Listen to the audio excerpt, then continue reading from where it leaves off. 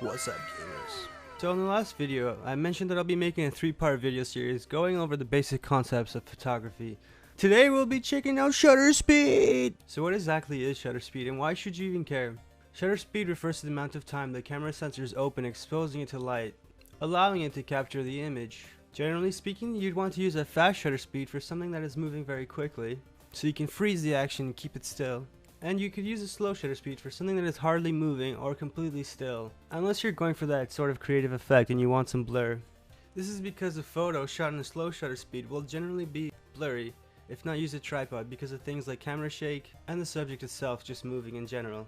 So taking all this into consideration, why wouldn't you just shoot all the time at a fast shutter speed like 1/200th of a second or 1/500th of a second, to avoid all your photos ending up blurry?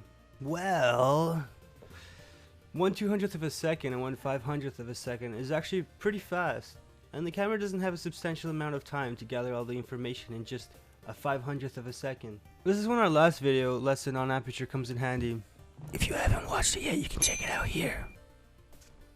We were actually able to force our camera to shoot at a faster shutter speed, such as 1/200th of a second, even in very low light conditions, by utilizing our aperture. If we crank open that aperture and let a lot more light in, this technique gives you a lot more freedom to experiment with different sorts of shutter speeds. If still you find that your photos are not bright enough or they're coming out blurry, then I recommend getting an external camera flash, if your goal is to shoot with the fastest shutter speeds possible. This is why in skateboarding photography, generally speaking 10 times out of 10, the skater is just blasted with as much light as possible. This is specifically so we can achieve those fast shutter speeds like 200th of a second or even up to 500th of a second, so you can really freeze the action.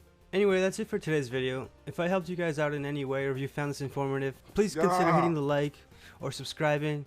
It really helps out the channel so much, and it lets me know you guys are actually interested in this sort of thing. Also, if you used to watch my streams on YouTube, I'm currently going to stop streaming on YouTube for a while, but if you'd like to watch me, I'll be live on Twitch. Link in the description. Come hang out. I'll see you guys in the next video where we'll be talking about ISO. Ciao ciao. Till next time, gamers. Arrivederci. Subscribe.